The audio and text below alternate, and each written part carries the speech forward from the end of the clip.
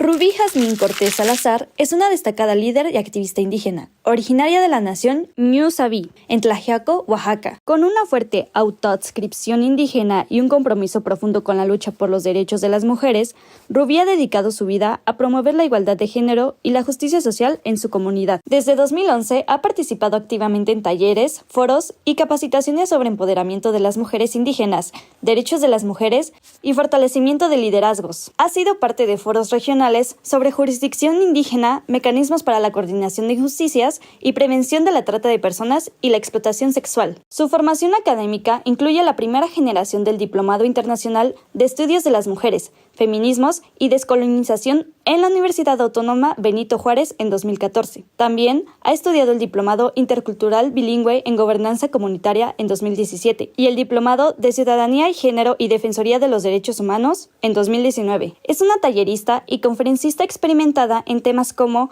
prevención del delito, abuso sexual infantil, trata de personas, derechos y empoderamiento de las mujeres, derechos humanos de las niñas, niños y adolescentes, y derecho a la participación política de las mujeres como agentes de cambio. Además, es una cuentacuentos con perspectiva de género que ha llevado esta actividad a preescolares, primarias y secundarias. Ha participado en obras de teatro en la prevención de la violencia dentro del noviazgo con escuelas de nivel medio superior. Actualmente es directora del capítulo Oaxaca de la plataforma AUNA, una plataforma feminista en México que impulsa nuevas representaciones políticas con liderazgos de mujeres. Rubí Cortés es una creyente firme en que un México mejor es posible para todas las mujeres, infancias y juventudes. Hola amigos, me da mucho gusto, amigas, me da mucho gusto saludarlos aquí en otro capítulo más de Nosotras en Ruta. Pues hoy nos encontramos en Tlaxiaco y como pudieron ver en la semblanza, pues hoy nos acompaña una gran mujer, una mujer muy aguerrida. Ahorita ustedes van a escuchar su historia de vida, nos va a compartir. Así es que te doy la bienvenida, mi querida Rubí. De verdad me da mucho gusto que nos acompañes el día de hoy, que nos cuentes tu historia de lucha, una compañera, mujer indígena, y que pues de verdad las veces que hemos coincidido yo me alegro mucho de tener compañeras, y cuando hablamos de sororidad, de solidaridad, siempre encontramos a una mujer al lado, y yo pues así me he sentido contigo, mi querida Rubí. Así es que bienvenida a este espacio, esta tu casa. Así es que pues aquí estamos, en Nosotras en Ruta. Bueno, muchísimas gracias. Quiero agradecer a la invitación a la licenciada Beatriz por estar aquí en este espacio, en este foro, y pues también agradecer a todo tu equipo de mujeres también jóvenes, y justo celebrando también este nuevo proyecto. Sí. Y bueno, pues muchas gracias por dar visibilidad a nuestra voz como mujeres defensoras. Gracias. Pues muy bien, Rubí, pues me gustaría que nos compartas, para empezar, quién es Rubí, de dónde eres, dónde estudiaste, cómo inicia este camino tuyo por la defensa de los derechos humanos, de los derechos de las mujeres indígenas. De verdad, es muy apasionante tu historia, y sí nos gustaría que nos la compartieras. Sí, bueno, es una pregunta también muy, muy complicada de quién eres.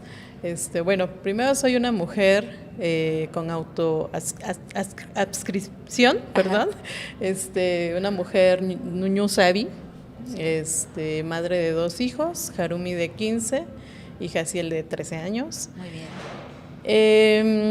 Mi corazón está en esta nación Ñusaví, pero en mi territorio. Yo nací aquí en Tlaxiaco, Oaxaca. Traigo descendencia de San Juan Mixtepec, orgullosamente.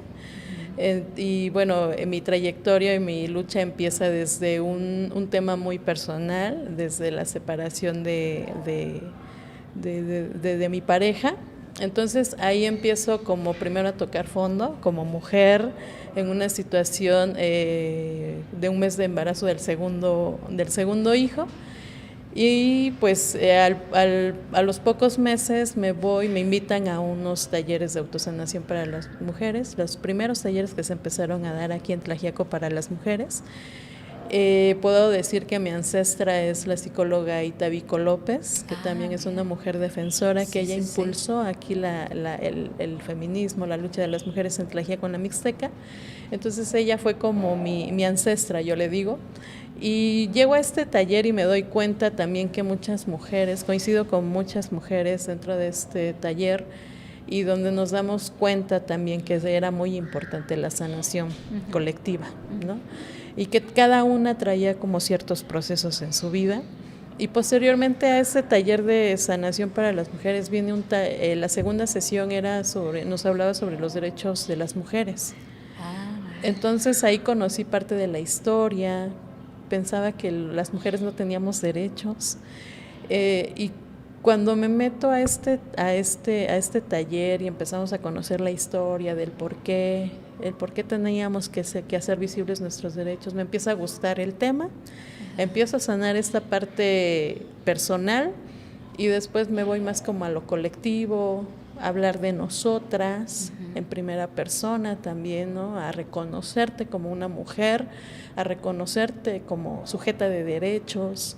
Y entonces después se viene como un diplomado, estudio en el primer diplomado internacional en la UAPJO de feminismos y descolonización, y de ahí empecé a hacer como una introspección nuevamente de reconocerme como una mujer originaria, como una mujer ñusabi, como una mujer indígena, porque eso es lo que traemos en nuestras venas, en nuestra sangre, en toda la materia que traemos desde nuestro ser mujer. Reconocernos como ser mujer, como también un acto político desde nuestros territorios, y que pues eres una mujer política, ¿no? Entonces ya mucho después, estudiando todos estos conocimientos que compartí con mujeres, escritoras, científicas de otras latitudes, pues me di cuenta que el camino en el que yo estaba era reconocerme como una mujer defensora, porque me incomodaban las injusticias, ¿no? Me incomodaba la violencia que han vivido varias mujeres aquí en Tlaxiaco, y desde mi ser empático, desde una vivencia personal, me lleva a ser una mujer defensora y a reconocerme como una mujer defensora de los derechos humanos de las mujeres y del territorio, ¿no? Porque la mujer trae mucha conexión con la madre tierra. Sí, claro. Entonces, una mujer defensora, una mujer indígena defensora de los derechos humanos, primero empieza de un tema particular para posteriormente hacer una sanación espiritual y física dentro de los pueblos originarios, ¿no? Sí. Y bueno, mi trayectoria pues empieza así, desde un malestar emocional personal. Después ya nos vamos a lo colectivo, empecé a trabajar estos temas. Era a veces un tabú de no, nunca vas a caminar contra un sistema patriarcal. Tlaxiaco se ha considerado como un lugar muy machista, donde las mujeres no teníamos voz y voto, y donde no te podías vestir porque eras satanizada, eras criticada. Entonces empezamos a hacer como todo este trabajo colectivo con otras compañeras, y bueno, poco a poco también las injusticias nos fueron haciendo ruido, pero también fuimos acompañando y acuerpamos a otras mujeres, y pues bueno, ya después nos reconocimos como, pues eso es una mujer defensora, ¿no? Pensábamos varias compañeras cuando nos juntábamos que las mujeres defensoras eran las abogadas, las licenciadas, pero de pronto dijimos nosotros que acompañamos, que estamos ante un tema injusto, que exigimos, que nos pronunciamos, que visibilizamos qué derechos se está violentando. Entonces desde ahí parte una mujer defensora también. Y bueno, ya nos empezamos a reconocer, hicimos una red de mujeres defensoras ñusabi, que son más de 50 mujeres. Entonces, también algo que me ha dado como mucho orgullo es que a nivel territorial, bueno, nacional, Oaxaca es el estado que tiene más personas defensoras de los derechos humanos, y sobre todo más mujeres defensoras. Pero de ahí lo seccionamos, lo regionalizamos, y la Mixteca es una de las regiones que tiene más personas defensoras y más mujeres defensoras. Entonces, siempre cuando me presento como en otros espacios que la misma vida y ser defensora nos ha abierto también caminos para visibilizar y posicionar también la voz de las mujeres en otros territorios, pues siempre orgullosamente nos presentamos como desde la nación que representamos, desde el Ñusabi, desde el qué ser mujer indígena, desde la resistencia también, claro, de nuestro color de piel y trabajar también en este tema racial, en este tema de no discriminación. Entonces también nos ha aperturado también otros caminos y desde ahí nos hemos manifestado y hemos pues trabajado en esta defensa de los derechos humanos. Desde ahí. Desde ahí. Sí nos gustaría, mi querida Rubí, que nos contaras cómo, porque aquí ya nos hiciste como la relatoría de todo lo que tú pasaste, tu proceso y este aprendizaje que te ha llevado en todos estos procesos de vida para el tema de la defensa de los derechos humanos de las mujeres. Pero tú inicias con una vivencia personal, ¿no? Sí. Tú, de hecho, entiendo que vives un poco tu situación en tu pueblo o aquí en Tlaxiaco, inicias tu vida con el ánimo de establecer una relación con tu pareja familiar, pero tú empiezas a notar, yo creo, algo que te incomoda, ¿no? Sí. Algo que no te hace así como que dices, esto, como, ¿por qué lo debo permitir? Uh-huh. ¿Cómo es que te das cuenta? Porque sí hay muchas compañeras, a pesar de ahorita que hay mucha información, muchas compañeras en nuestros pueblos y comunidades que todavía no nos cae el 20, que tenemos nuestros propios derechos, que hoy sí podemos gritarlo, que hoy sí incluso podemos exigirlos. Uh-huh. ¿Cómo te das cuenta? Tú empiezas un proceso, tu matrimonio. Ese proceso, ¿cómo que te abre los ojos y dices, esto no? Sí, lo que me hizo tomar la decisión del proceso de separación, pues sí, a veces lo social te pesa mucho como mujer de cómo vas a ser madre soltera y te vas a quedar con responsabilidades, y entonces también la sociedad no abona uh-huh. a estas decisiones, sí. Pero de pronto tú vives en un entorno tal vez de violencia económica o en un entorno de no pasa nada mientras tú estés en la casa, yo puedo tener ahí lo que se dice coloquialmente, ¿no? Tú eres la capillita, no, tú eres la catedral. Ajá. Y puedo tener mis capillitas. Entonces a Rubí lo que le resuena es eso. Uh-huh. A Rubí lo que le resuena es, en la vida no venimos a tomar migajas de amor. Uh-huh. Las mujeres necesitamos ser amadas al 100% por lo que somos, por lo que hacemos, procreamos la vida. Entonces, desde ahí, algo me empezó a generar como ese ruido de no estás para migajas, puedes salir adelante, hay mujeres solteras en el mundo y no se han muerto, ¿no? Uh-huh. O sea, sí hemos resistido, sí ha sido también esta irresponsabilidad paterna la que nos ha hecho redoblar esfuerzos, pero también en esta resiliencia de salir uh-huh. adelante, ¿no?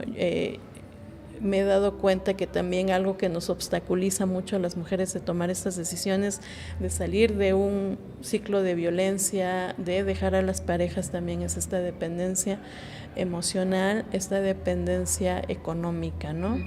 Y no las culpo, no las enjuicio, porque también en algún momento yo estuve en ese sentido, pero también es nuestra cultura. Sí. La cultura mixteca es muy reservada. Uh-huh. La cultura mixteca o las mixtecas somos en esta sumisión. No culpa a nuestras ancestras y a nuestros ancestros, pero así es nuestra sangre, así son nuestros genes. Entonces es por ello que también a las mujeres mixtecas nos cuesta mucho salir de estos ciclos de violencia. Primero, reconocer los que estás viviendo como una violencia y después tomar esta decisión de salirte, o sea, dar ese paso cuesta muchísimo. Pero, sin embargo, eso es lo que yo he venido pues detectando, ¿no? Con las compañeras con las que hemos caminado, ¿no? Y pues eso es lo que me hizo sentir de ¿dónde está tu amor propio? ¿Dónde está tu valía como mujer? Entonces, esta situación de para migajas de amor, no. Yo merezco ser feliz.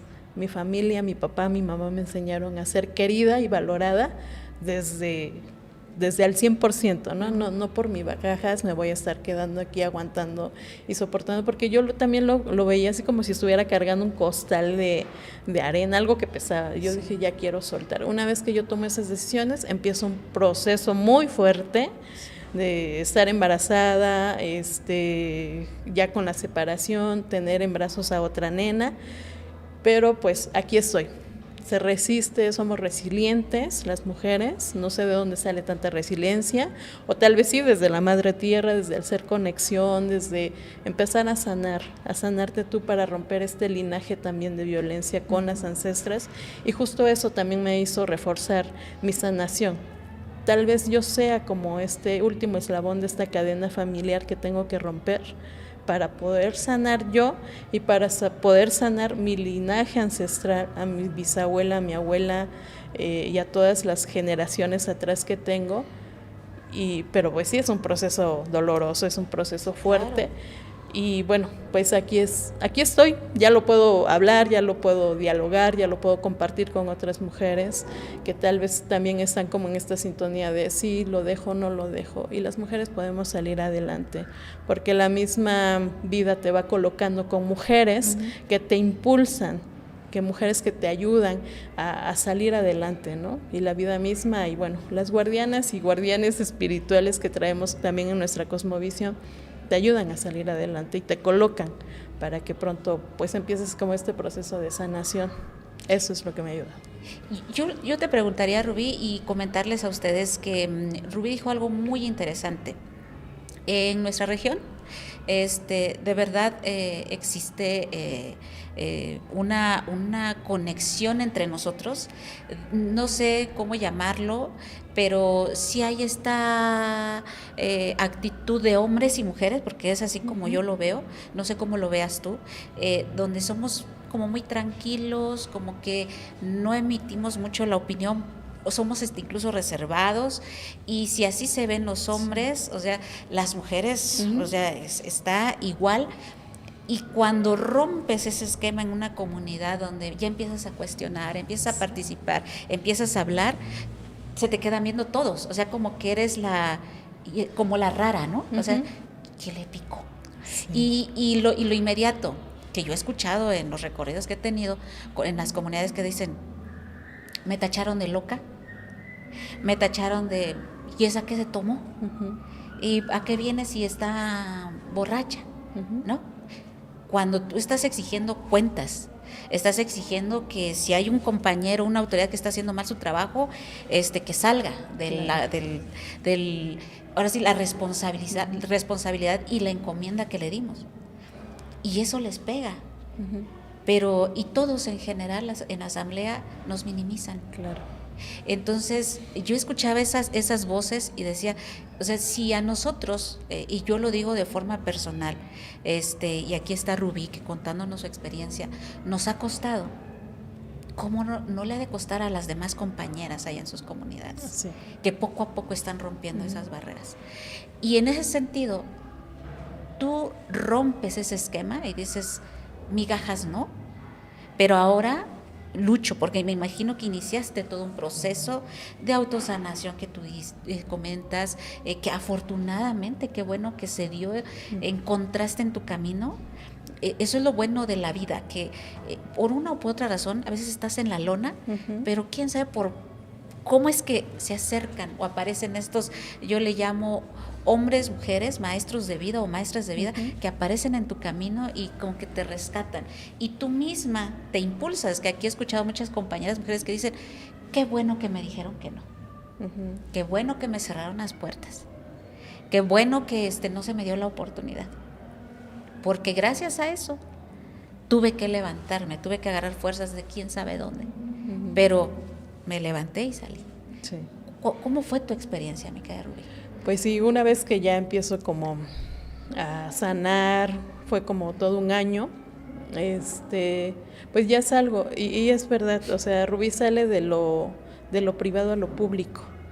Cuando Rubí empieza a salir al ámbito público, es señalada, es criticada. Oye, ¿te estás saliendo de los estándares de ser una mujer tlaxiaqueña abnegada, sumisa? tú eres rebelde, tú no te callas, y de pronto no empiezas a caber en ciertos círculos sociales, y sobre todo pasó mucho porque compañeras, amigas eran casadas, pero también estaban viviendo estas situaciones de violencia. Sí. Entonces veían también como en mí de, oye, pero si tú pudiste, pero si te costó, y a mí no quiero que me cueste, ¿no? Entonces yo no les decía nada, cada mujer, yo respeto, y cada mujer trae sus propios procesos. Sí. Y hasta cuando ellas quieran poner el límite, hasta en ese entonces, como que yo les decía, ¿no? Cuando tú tomes la decisión, si en algún momento tú tomas la decisión de ya y poner tus límites, yo voy a estar aquí esperándote, pero antes en tu proceso yo no te voy a insistir, yo no te voy a decir sal ya de ahí, ¿no? Yo aquí voy a estar. Entonces hasta los mismos esposos de las amigas decían, no te lleves con Rubí, porque ya trae otros pensamientos y no quiero que te contagies y no quiero, ¿no? Entonces yo era como el peligro para las amigas incluso, ¿no? Sí. Entonces cuando Rubí empieza a hablar sobre los temas del derecho a decidir sobre el cuerpo de las mujeres, pues también hasta en la Iglesia Católica es satanizada, porque oye, tú estás impulsando tal tema, ¿no? Entonces caminar con ese tema en Tlaxiaco era muy complicado. Entonces es verdad, cuando una mujer empieza ya a salir a alzar la voz, a posicionarse, a posicionar un ideal, que sabes que no es personal, sino es colectivo, porque a todas nos adolece. Entonces sí empieza, pues es el mismo sistema patriarcal el machismo, la misoginia, la que te empieza a señalar de ella no, ella es un peligro, está inconscientemente está despertando conciencias en las mujeres, y no queremos que las mujeres sean conscientes, no queremos que las mujeres sepan que tienen derechos, porque es un peligro. A las mujeres nos han visto como un peligro, por eso nos matan. Somos 10 mujeres a las que asesinan diariamente, lastimosamente, en nuestro país.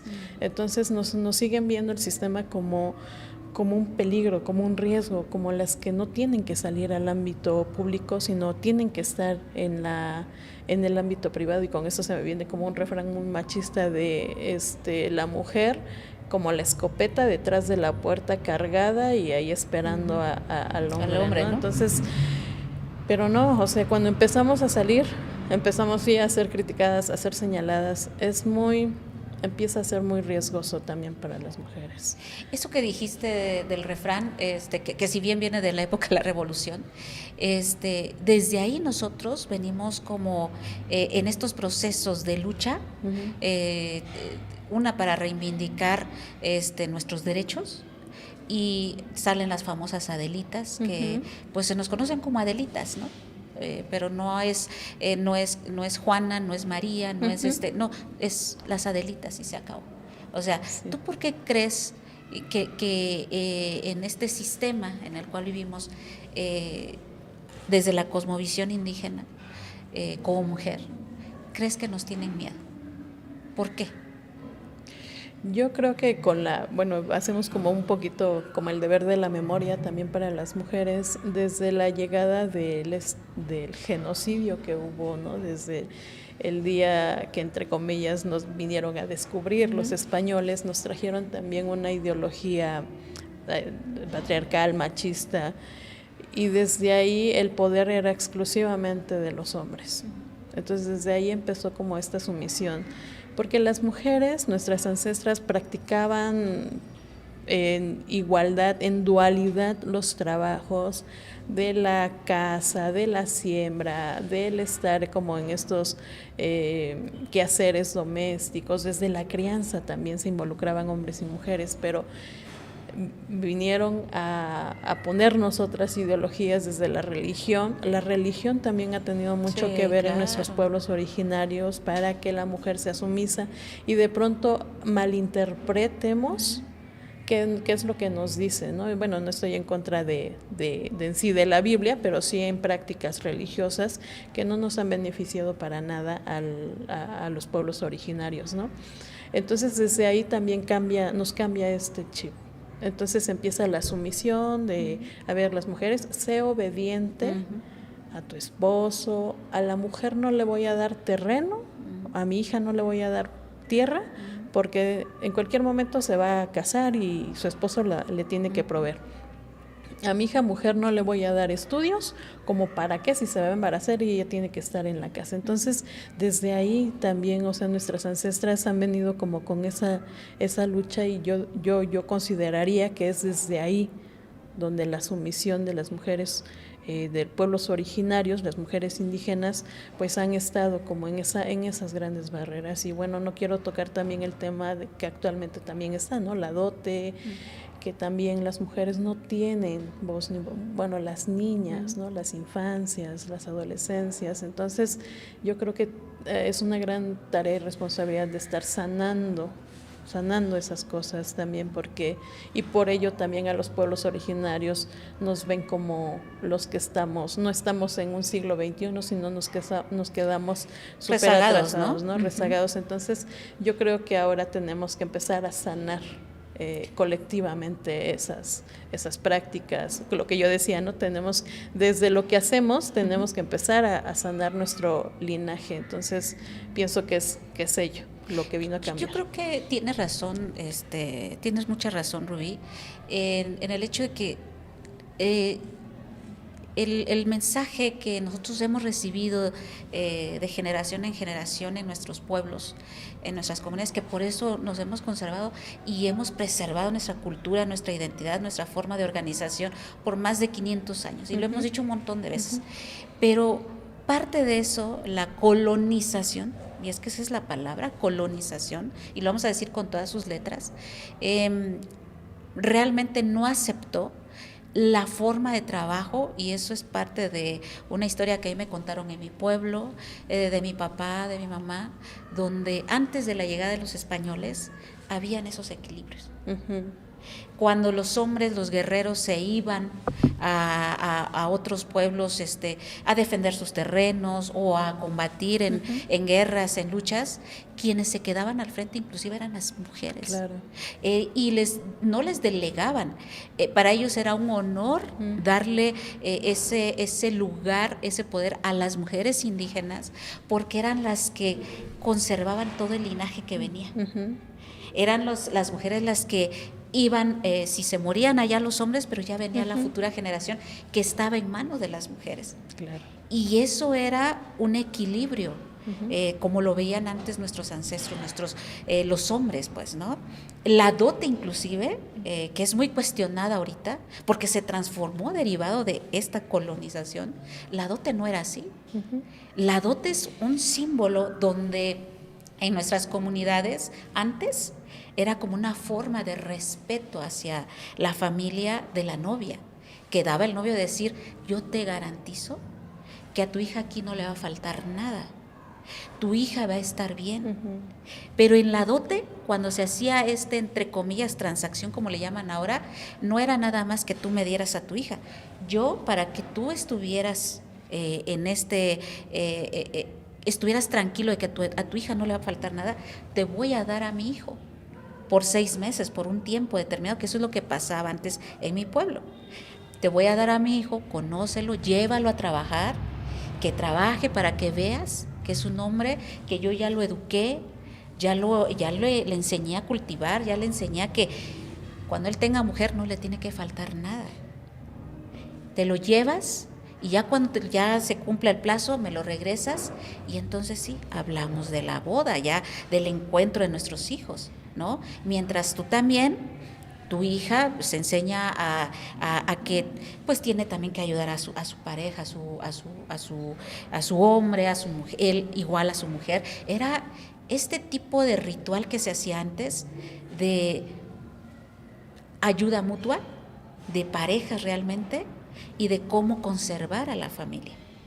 Eso era la dote antes. Y antes no había dinero. Antes era, quiero que veas que tengo a mis animales, tengo leña, tengo terrenos, ¿no? Quiero que lo veas para que veas que a tu hija no le va a faltar nada. Era en sí un simbolismo que no lo traían de apenas. Eso era de hace muchísimo tiempo. Pero cómo se fue transformando en nuestras comunidades al punto de llegar al tema de la compra, ¿no? Este término de la compra-venta de mujeres, que después ya no interesó si era una adolescente de 13, 14, 15 años o de 20, o sea, entre más chiquitas era mejor. Y este tipo de cosas es lo que queremos como comentar, que en sus inicios, nuestras raíces, en nuestra historia, eran estos equilibrios, ¿no? Entre la mujer y el hombre, y hoy ya no. Hoy ya encuentras en las comunidades esto, la palabra sumisión. Es fuerte, pero es real en nuestras comunidades. Claro. Todavía el día de hoy les ha costado a nuestras comunidades aceptar la participación de la mujer en unas asambleas. Y yo creo que de eso tú ya nos vas a empezar a comentar. Sí. ¿Cómo empiezas a darte cuenta, mi querida Rubí, de que no nada más es romper, te enfrentas en el tema público a todas estas miradas, cuestionamientos directos? Tú ya tienes 2 hijos. ¿Cómo enfrentas todo eso? Y además, como dices, a partir de ahora tenemos que... Yo no sabía que tenía derechos, pero ahora lo sé. ¿Cómo le hago con todos esos derechos? ¿Cómo empiezas tú en ese proceso? Yo en este proceso empiezo ya, después de la sanación, empiezo en un momento ya también legal. Viene ya esta otra etapa de un tema de demanda de pensión alimenticia. Entonces ahí me doy cuenta que ahora me convierto como la defensora de mis hijos, sí, por el derecho a la alimentación, al vestido, y ahí empiezo a descubrir que los niños también tienen derechos. Sí. Derechos son 10 fundamentales: el derecho a la alimentación, a la vivienda, al juego y esparcimiento y además, ¿no? Entonces, de ahí data pues también la pensión alimenticia, y que la pensión alimenticia también fue impulsada por mujeres en una lucha de movimiento de mujeres, pues para hacer responsables a los padres, ¿no? Y de ahí empiezo como, pues sí, a adentrarme al tema legal, y pues los niños y las niñas no tienen voz. Entonces tenemos que ser voceras de ellos, y algo que me empiezan a hacer es que le tengo que enseñar a mis hijos a que defiendan sus derechos, a que los conozcan, a que en algún momento cuando ellos sean adultos tengan también esa empatía y defiendan sus derechos también de ellos y los derechos de colectivos, pues, ¿no? En donde se encuentren. Entonces, a raíz de ello venía la reforma educativa, que venía a lacerar la educación, sobre todo en Oaxaca. Y bueno, regionalmente digo, nos va a afectar mucho en la Mixteca, ¿no? La entrada de empresas transnacionales a las escuelas, esto que no venía a beneficiar como el sano crecimiento de nuestros hijos, sino iba a afectarlo, ¿no? A corto plazo. Sí. Entonces, y también una gama de cómo ahora iba a ser más como de empresas transnacionales que del mismo sistema educativo, pues, ¿no? O sea, ya se estaba desenfocando también el tema educativo. Ya como una mujer defensora me nombran dentro del comité de defensas. La sección 22 empieza a formar sus comités de padres y madres de familia en defensa de la educación pública. Esto fue en el 2015. Muy bien. Entonces salgo del preescolar y de ahí nos vamos ya a un nivel más, a una asamblea dentro de comités de escuelas, nos vamos a una asamblea sectorial, que esto ya abarca casi todo el distrito de Tlaxiaco.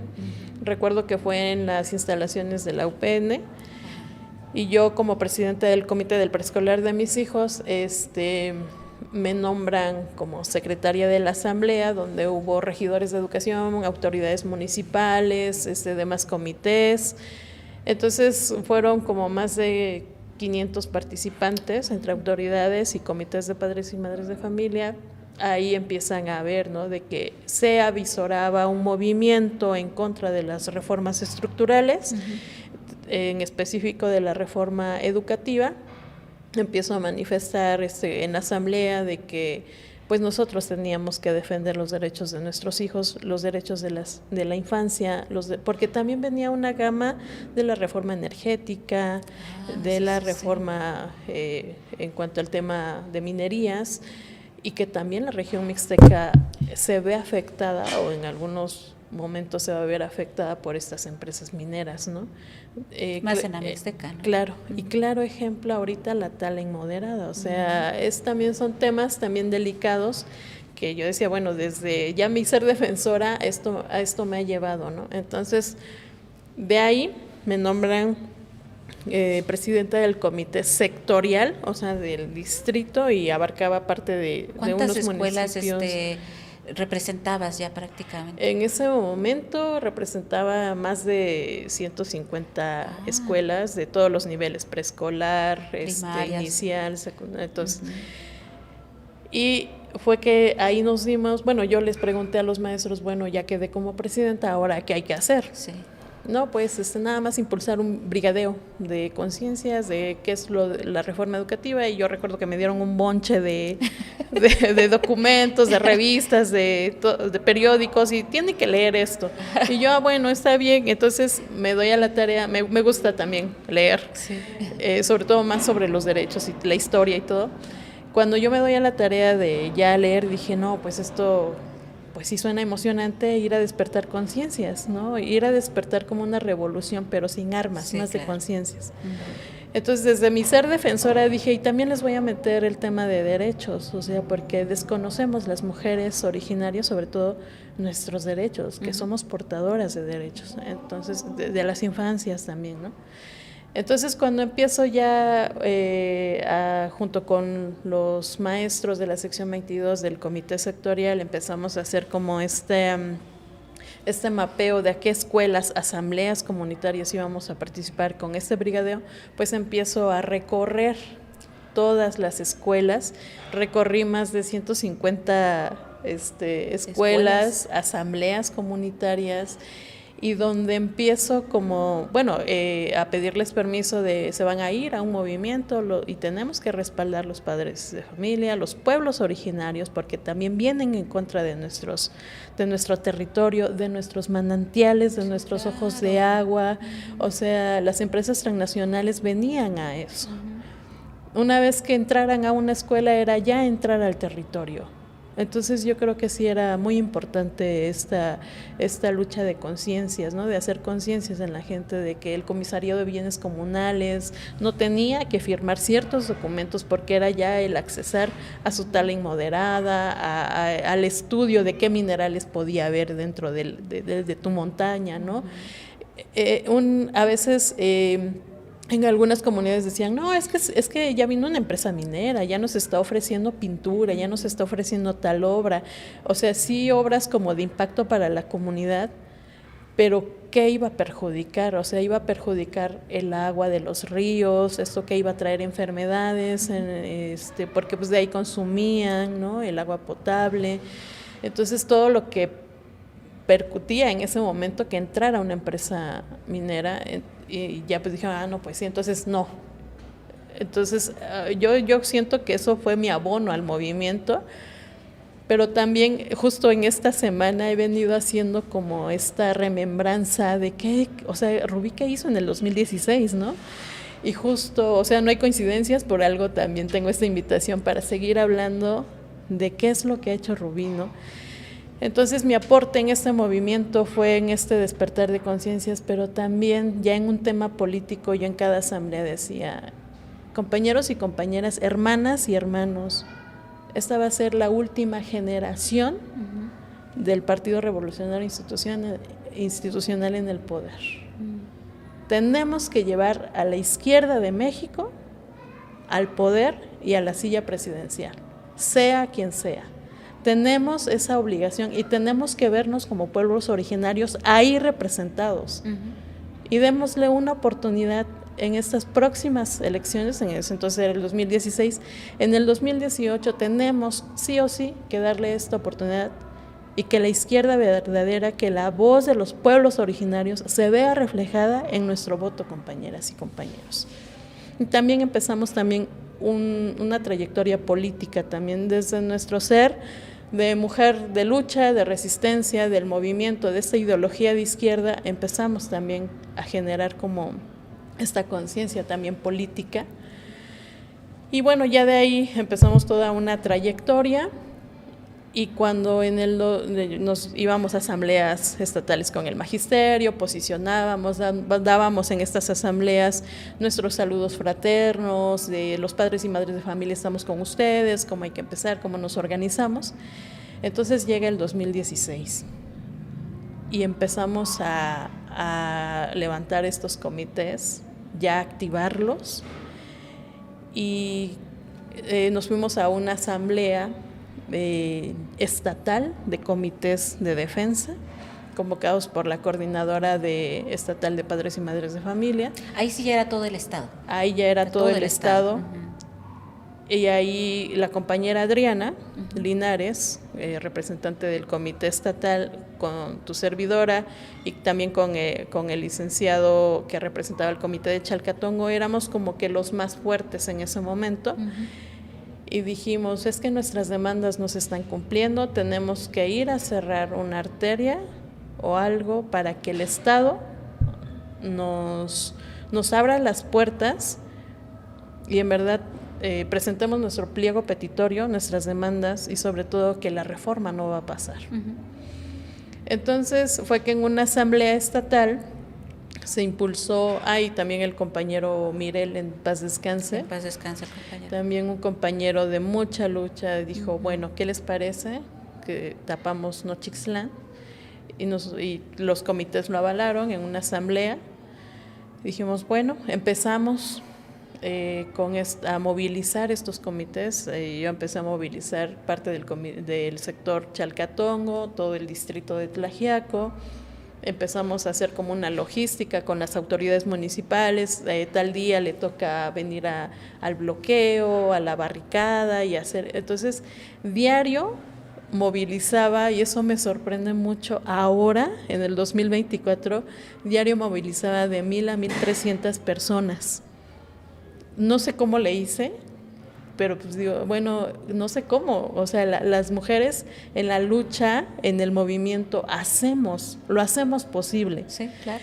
Y entonces diario se movían comunidades o me decían las autoridades o los comités, nosotros venimos por 2 días o venimos por 1 día, nos vamos, usted nos dice, ¿no? Entonces empezamos así a coordinar.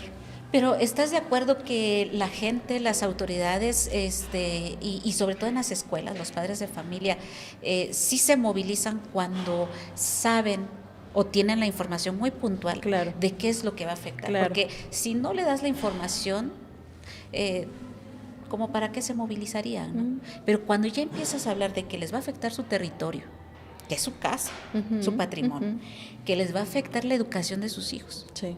Bueno, eso pega, a cualquiera le pega.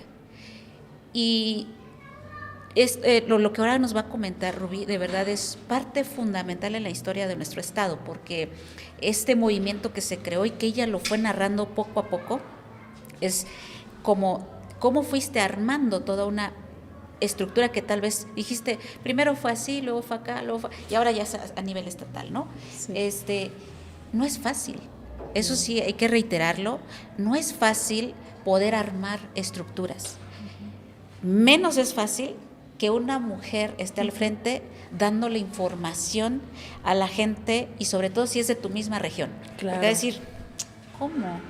O sea, ¿de dónde saca la información? O sea, ¿cómo sabemos que es cierto lo que ella nos dice? A veces en nuestras comunidades, y me da pena decirlo porque a mí me pasó, le creen más a la gente que viene de fuera. Sí, ¿cierto? Somos malinchistas. ¿Verdad? Sí. De verdad. No, a nosotros si tú llegas pues quién sabe, ¿y cómo te vamos a creer? ¿Y cómo por qué te voy a creer? ¿No? Exacto. Si eso pasa con un hombre, olvídense con una mujer. Sí. Entonces te pasa todo esto, ya estás en una asamblea, ya toman la decisión de tomar, porque efectivamente en ese tiempo, en ese proceso, queremos decirles que nuestro estado estaba viviendo un tema complicado. Claro. Sí, y ahí te encontrabas. Sí, ahí me encontraba, y justo también lo que comenta es, me topé con algunas comunidades donde lo que decía el líder, y el líder hombre. Sí, claro. Y entonces el líder hombre se levantaba, una vez que yo ya daba como el brigadeo, la información, se levantaba y atacar porque eran de una ideología diferente. Contraria, diferente. Entonces también para mi ser defensora y luchadora decía, ok, este es un reto. Y sí o sí te tienes que llevar una respuesta positiva de esta comunidad. Entonces yo también me ponía como estos retos, ¿no? Y entonces donde me enfocaba más era con las compañeras mujeres. Yo sé que ustedes tienen que tomar decisiones de lo que diga el líder, pero no compañeras. Las mujeres indígenas también somos las portadoras de esta vida comunitaria, las de la gobernanza, las que toman decisiones, las que se levantan temprano, las que van al campo, porque en ustedes se mueve también la economía de esta comunidad. Ustedes son las agentas del cambio, aunque no se los note el líder, porque al líder no le conviene. Entonces ahí despertaba también esta conciencia de esta información, y yo en 5 minutos ya les tengo que cambiar como chip. Medio chip, o dejarles por lo menos pensando de, a ver, ¿qué ¿será dijo? cierto? Entonces las mujeres indígenas somos las primeras que tenemos el contacto con el Padre Fuego, porque prendemos el cerillo y empezamos a tener la conexión con la Madre Tierra desde la leña, desde los alimentos, desde esta conexión, esta cosmovisión. Sí. Sí. Entonces desde ahí viene la conciencia, ¿no? Entonces, ¿y cuál era la respuesta? Un sí a lo que pedíamos en ese momento. Entonces, sí es cierto. Y un líder me lo dijo, ¿cómo le voy a creer a una tal por cual, bueno, lo digo mujer, pero pues sí eran palabras muy fuertes. Fuertes, sí. Sobre todo joven. Y que no es de aquí, porque usted ni es de aquí. Y yo, no, claro, yo soy una mujer indígena, yo soy de la nación Ñusabi. Y algo que usted y yo tenemos es nuestra nación, es nuestra identidad, es nuestro color de piel. Y claro que les vengo a hablar desde lo que sé, desde lo que vivo, desde lo que me ha costado también entender la historia de mi nación. Entonces, de ahí, pues sí, veníamos como en esa parte, pues sí, peleando mucho con estos frentes que nos hacían los hombres, pero pues sí tuvimos respuestas y al final nos fuimos a este movimiento muy difícil. Apenas el fin de semana lo recordé, que fueron y yo lloré a mares, recordar todo lo que vivimos dentro de este movimiento. ¿Qué implicó para Rubí ser una mujer defensora en la lucha en el movimiento social joven, indígena? Representó persecución por parte del Estado mexicano, por parte de Enrique Peña Nieto, Osorio Chong en ese momento, amenazas de muerte, que mi celular estuviera muy interferido, que supieran dónde me movía. Cuando yo me desplazaba de un lugar a otro, tenía que cambiarme de 3 a 4 veces de vehículo, 3 a 4 veces de ropa, porque la persecución contra mi compañera Adriana y contra mí ya era muy, muy obvia, ya venían por nosotros. Lamentablemente, el 19 de junio, yo era el blanco en ese domingo tan sangriento, y la compañera Adriana también. El magisterio tuvo que ponernos a compañeros que nos coberturaran nuestros movimientos. Yo estaba aquí en Tlaxiaco, ya a punto de salir para Nochixtlán. Me bajan los compañeros maestros, me dicen, ¿usted a dónde va? Y yo, voy a Nochixtlán. Están matando a mis hermanos de lucha. Y bueno, es algo que sí me parte, porque yo tenía que estar ahí. Y me dijeron, usted no va. ¿Sabe? Vienen atrás de usted y traen órdenes de matarlas a usted y a Adriana. A Adriana la tuvieron que encerrar en un baño bajo llave y cadenas en el hotel, bueno, con una cadenita ahí en un baño del Hotel del Magisterio. Y ella me hablaba con esa impotencia, es que me encerraron. Y yo, a mí no me dejan salir de Tlaxiaco. Tú y yo necesitamos estar ahí al frente. Las balas y la muerte ya no eran un miedo, porque veníamos defendiendo una causa. Y es cierto, veníamos hablando desde el corazón y lo que le afectaba a los pueblos originarios. Veníamos hablando desde una lucha y resistencia. Y algo que pues era un legado que nos han heredado nuestros ancestros y nuestras ancestras, y yo creo que nuestra cultura es de mucha resistencia.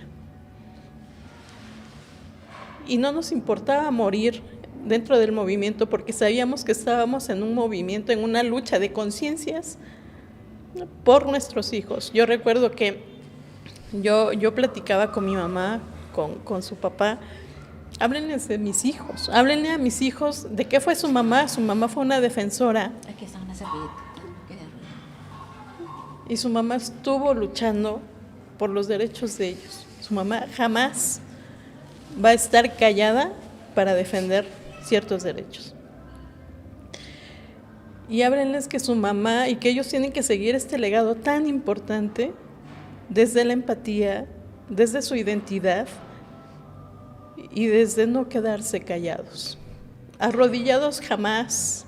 Nunca. Vender la conciencia jamás. Vender los ideales tampoco.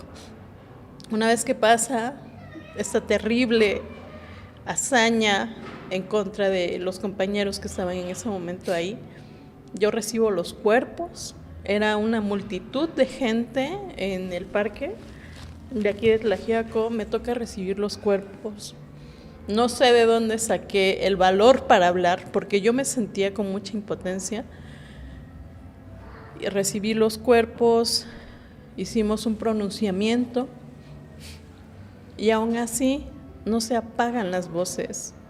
La lucha es más fuerte en memoria de ellos, en memoria de también el por qué salieron a defender. Después nos fuimos a una mesa de negociación y hasta ahí comprendí por qué las famosas mesas de negociación. En ese momento, Osorio Chong y Enrique Peña Nieto y Miranda Nava, que era el secretario de Seguridad, me parece que en ese entonces, fuimos a una mesa de negociación con ellos.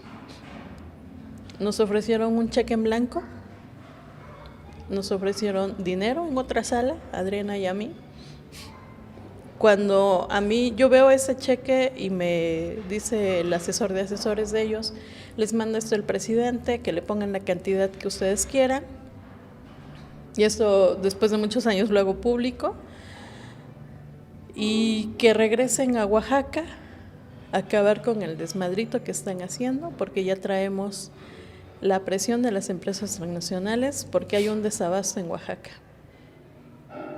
A lo cual yo les digo a Osorio Chong y a los que estaban ahí, el presidente, a Miranda Nava: no, señores, se equivocan.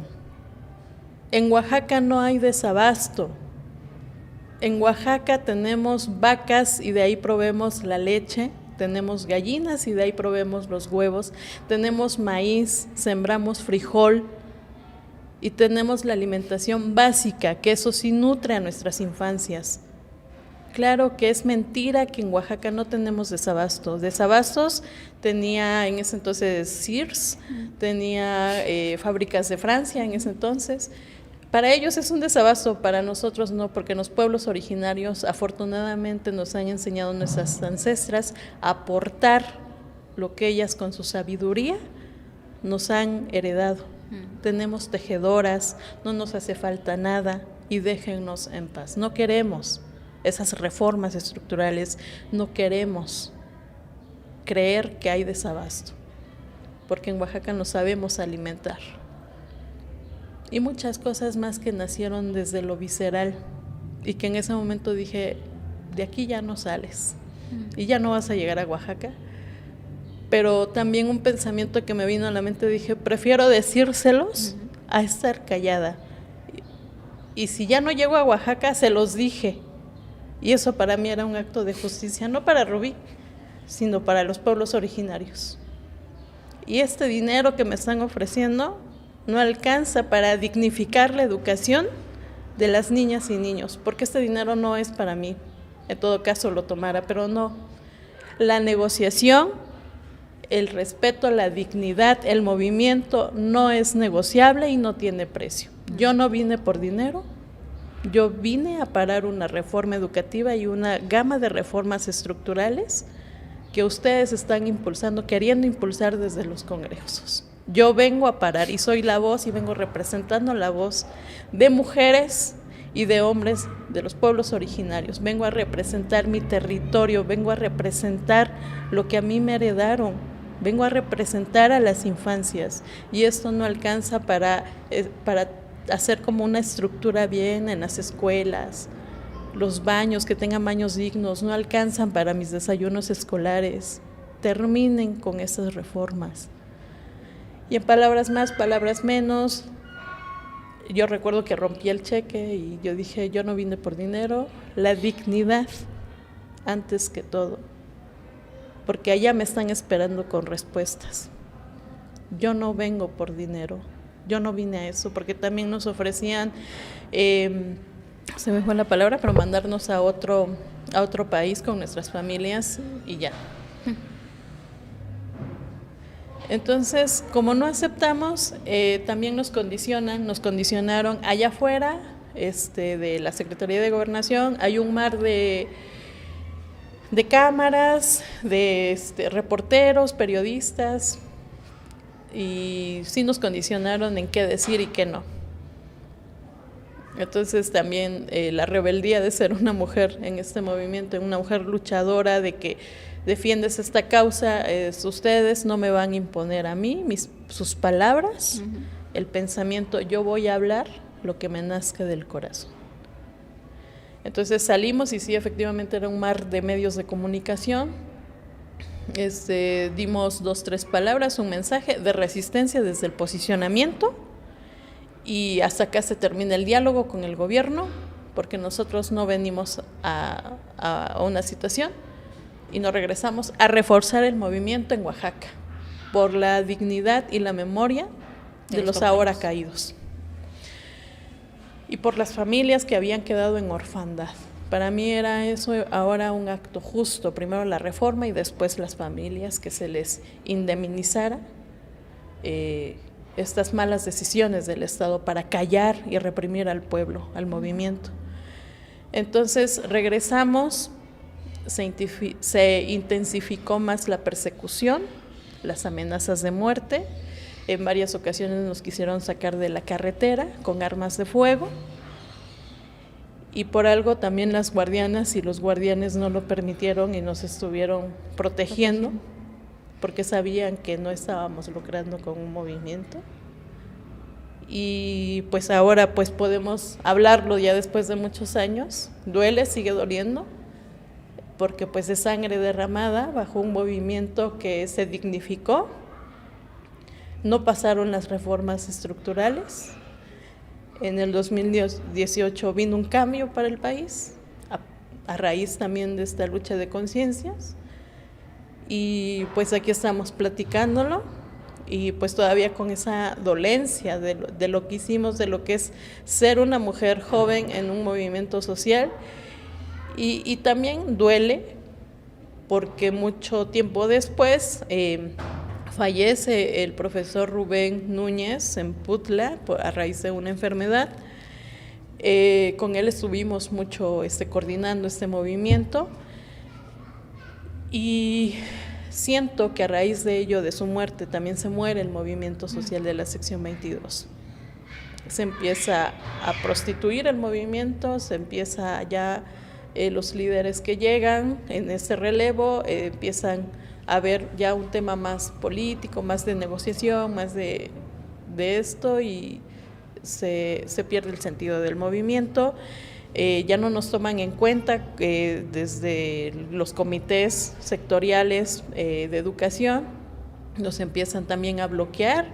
Entonces también eso me causa molestia, ¿no? Que el mismo movimiento, a la misma sección que tú respaldaste en algún momento, te calla, te invisibiliza, por ser mujer te hace a un lado, ya no le sirves, pero mientras tanto sí le serviste para su pliego petitorio, y entonces, y no todos, ¿no? Sino simplemente los líderes.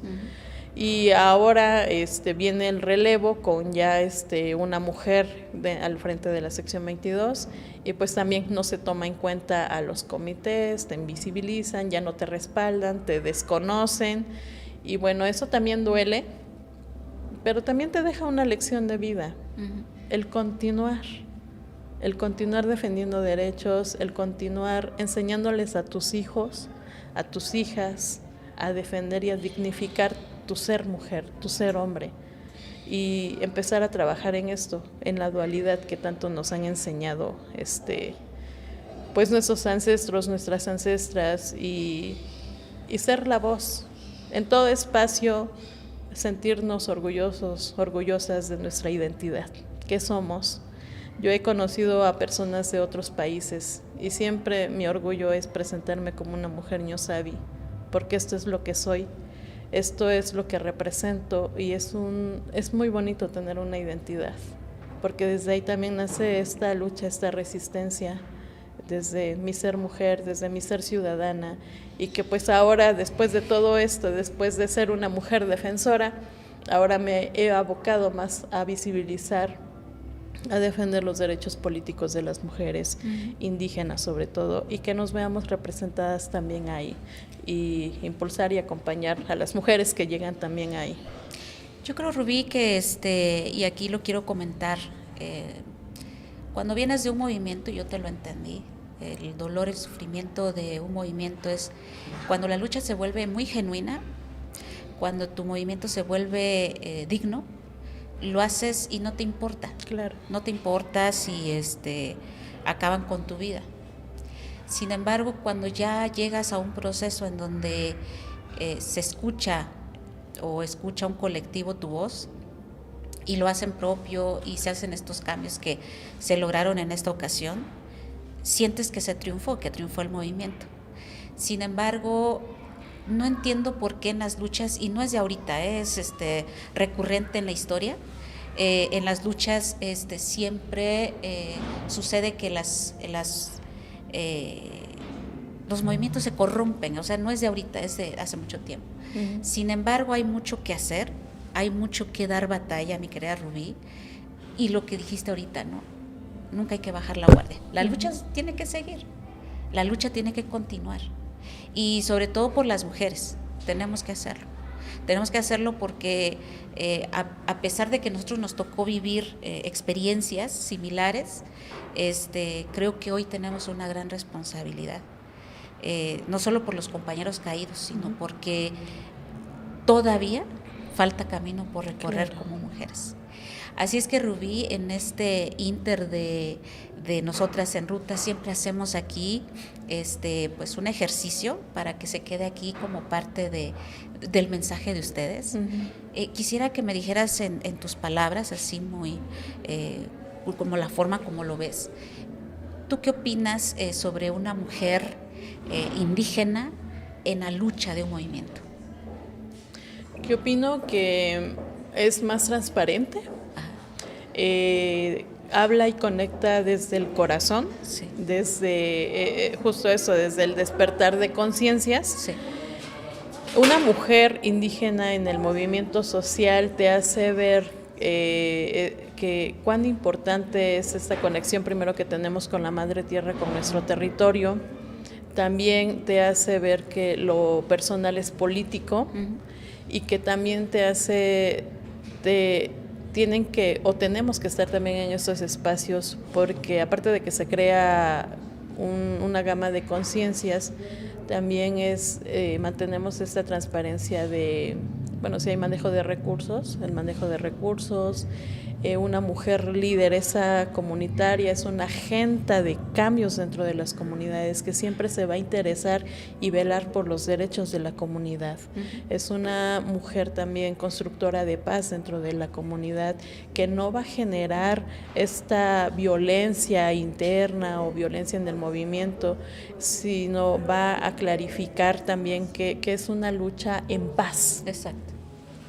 Que las mujeres no buscamos la violencia.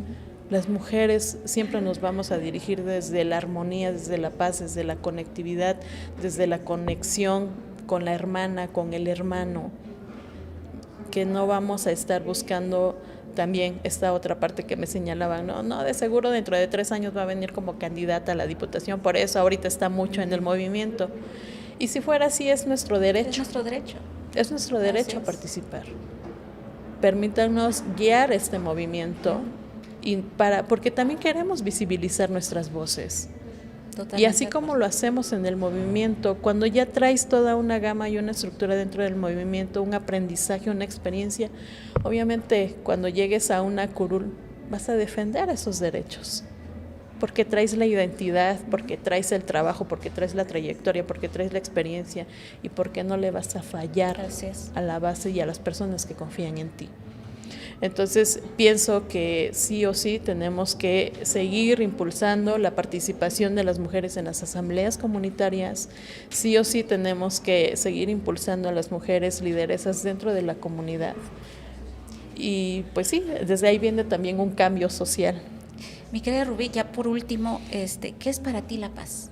Es que es parte esencial de nosotras en Ruta, que lo dijiste ahorita, pero... Sí, la paz es caminar en una construcción tranquila, la paz es caminar, pues sentirte como, pues yo lo puedo interpretar, caminar en tu comunidad con la frente en alto. La paz es que te vean también como un símbolo de transparencia, de unidad, de hermandad, de amorosidad, y que tú lleves siempre en tu mensaje esa luz y esa atención o tal vez ese hombro, ese mano a mano, ese codo a codo con tus hermanos y tus hermanas, y que te vean como una mujer que inspira luz, armonía y que está conectada también con la espiritualidad. Pues muy bien, pues queridos amigos, amigas, compañeras de lucha, me da mucho gusto pues haber compartido en este episodio con la querida amiga Rubí, compañera de lucha, de muchas batallas. De verdad te agradezco profundamente a nombre del equipo, de Apiario, de todos los compañeros. De verdad te agradecemos tu tiempo, tu disposición de haber estado con nosotros en Nosotras en Ruta. Así es que aquí van a aparecer las redes sociales de nuestra amiga para que la sigan, compartan también lo que ella está haciendo, y pues hay que seguirle los pasos a la compañera. Así es que pues me dio mucho gusto de gracias Rubí, porque muchas nos gracias acompañado. Y no, gracias por la invitación. Y bienvenida siempre a nuestro foro. Así es que con esto nos despedimos de todas ustedes. Muchas gracias.